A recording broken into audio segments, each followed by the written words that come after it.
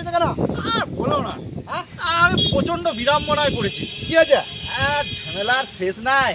এ তোমার বৌমাকে সকাল থেকে অনেকবার ফোন করছি, হ্যাঁ আর ফোন ধরছেই না। একবার করছি, দুবার করছি, তিনবার করছি, ফোনই ধরে না। বলো দেখি সমস্যায় পড়েছি। এ শোনো ভাইপো, কিছু মনে করো না। হ্যাঁ এই তুমি বউকে 50 বার ফোন করো, বউ যদি না ধরে কিচ্ছু যায় আসবে না।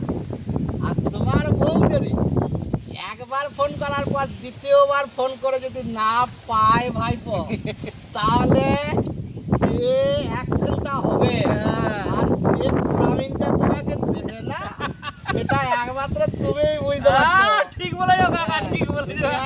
দুনিয়ার যত লোক আছে, যেই বিয়ে করেছে সে এই ফোন সমস্যায় পড়েছে।